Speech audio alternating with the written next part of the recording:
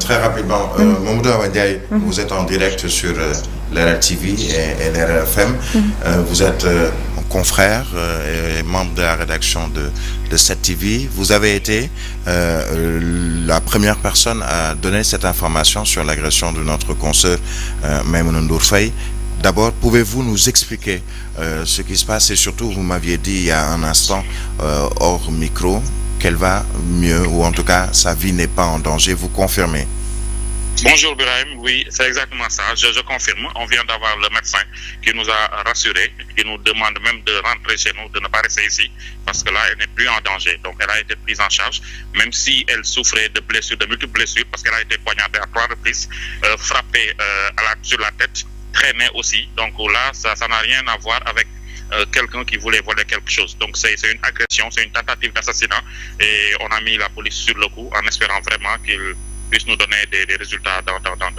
les meilleurs délais. Alors les faits se sont produits à quelle heure durant la nuit, après l'émission avec le député Farba Ngom, c'est ça? Oui, c'est bien ça. Juste après l'émission, quand elle rentrait chez elle, elle est même bien arrivée chez elle. Hein. Donc le gars, l'agresseur l'attendait et c'est quand elle est descendue de sa voiture en se dirigeant chez elle, c'est sur ce chemin que le gars l'a attaqué par derrière, cogné, traîné et poignardé à 3 reprises avant de disparaître. Elle n'a plus cette sécurité qu'elle avait, on se souvient peut-être durant certaines périodes où est-ce qu'elle se disait elle est en sécurité, pas besoin d'avoir des gardes du corps. Oui, parce qu'elle a toujours été menacée, hein, mais des gens qui se manifestaient, donc elle ne prenait pas ça au sérieux, même si une fois elle a eu à porter l'affaire devant la justice, le gars s'était excusé après, disant que c'était pas quelque chose de sérieux, donc lui, elle aussi, elle pensait pas que voilà la barbarie humaine pouvait aller à tel niveau. Donc là, c'est quelque chose de très grave et je suis ravi de voir que toute la presse a condamné,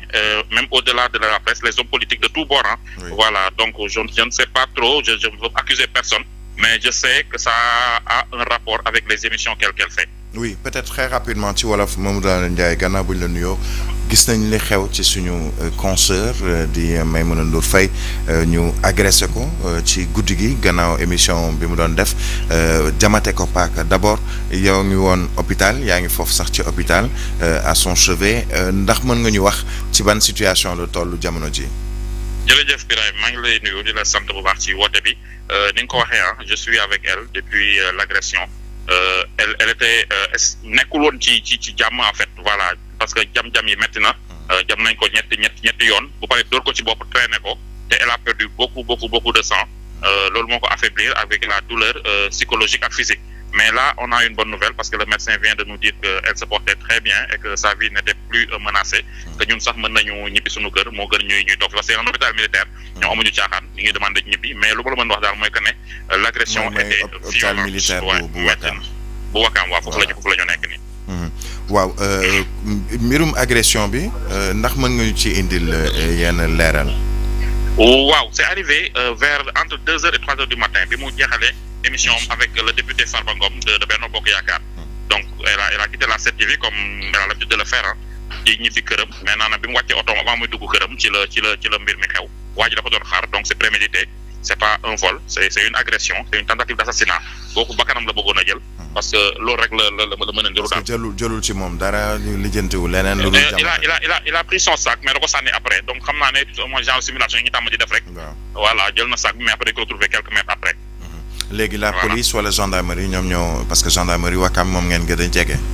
waaw bon j'ai appris qu'on a mis le commissaire Bara Sangaré sur le coup. wóoruguma nag voilà mais je voilà dégg naa ko ci kenn ku fi nekkoon boo xam ne aussi du waxantu. donc mën nañ ci am yaakaar daal. waaw ñu lay jaajëfal Mamadou Awa Ndiaye di leen masawu également ci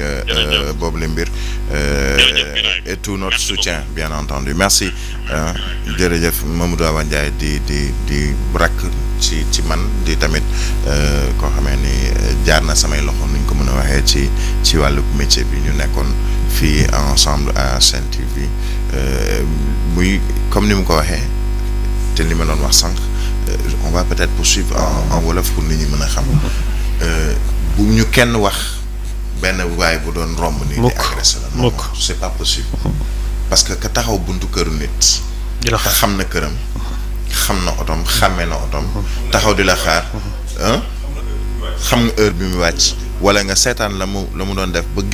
ba mu génn ngay doog a ñëw taxaw ci buntu këram jëloo dara ci moom foqati saak bi sax waaye dem fu sori xaw ko sànni te jëlewu fa dara simulation bi Mamadou Awa Ndiaye di wax qu'on ne vienne pas nous dire que non c'est quelqu'un d'inconnu wala koo xamee ni xamuñu ci lan lu jógee wala dafa tombewul il y a une tentative d'assassinat ni ko Mamadou Awa Ndiaye wax ndax ki yore paakaam jam ko nit du pour gaañ ko kese boo ko jamee benn yoon jam ko ñaari yoon jam ko ñetti yoon boobu yaa ngi bëgg faat bakkanam waaye nag liñ naan yàlla moom ku mu namul a jël loo mën a def ci moom tamit du ko jël comme yàlla wërsëgal na ba ni ko Mamadou Awa Ndiaye waxee dalal na xel ne ni mu ngi féex ndax médecin yi ñu ngi ko wër mais psychologiquement am na lu muy def ci moom mais comme ni mu ko waxee yàgg nañ ko xupp. c'est pas la première fois. te teewul mu ne garaawul man de toute façon du ma tere def sama liggéey ñun nii yàgg nañu xupp yàgg nañu saaga ci réseaux sociaux yàgg nañu wax lu nekk mais duñu teree def suñu liggéey comme li ma doon wax sànq ragal bi fi nekk mooy ragal ci ëllëgu réew mi waaye ragaluñu doomu aadama luy dox ci kaw suuf ragaluñu ko la ñu ragal mooy ragal jigéen yi jël li leen dóor ay journalistes dañoo am benn fait bu ñu wanee yàggul dara presse mënoo dagg micro presse donte jël nañu suñu micro dagg fil bi waaye mënuñoo tere wax mënoo dóor journaliste ba ne ko da ngay noppi jël nañu fi ab journaliste dóor ko te ña ko def ñaan la benn nit wala ñaar ci police ñoo xamee ni bañ koy def sax tàggoowuñu te xam naa ne peut-être dina am fu muy mujjee ci wàllug ay enquête ak ci wàllug ay sanctions yu war a dem ci seen kaw jël nañ fi ay nit di leen xupp chaque jour nga gis ci biir réseaux sociaux nga gis journaliste bu tey mu wax lii waaye buñ ko saagaa rek mu soppi waxin parce que day jàpp ni mën nañ maa agressé ragal boobu moom moo fi nekk waaye ñun tey doomu aadama du ragal la ñuy génnee suñu kër du ragal la ñuy ñëwee liggéey si du ragal wala tiit doomu aadama moom moo fi am gis nga nag il faut qu'on évite d'aller vers benn Far West boo xamee ni man fa ma nekk par exemple di def bokk benn club bu ñu woowee club kew ñu def tir et chasse de plus en plus ay journalistes lañ fay ñëw te ñun bañ fay dugg du woon sax mbirum journaliste wala leneen mais c'est une passion muy tir sportif yore fetal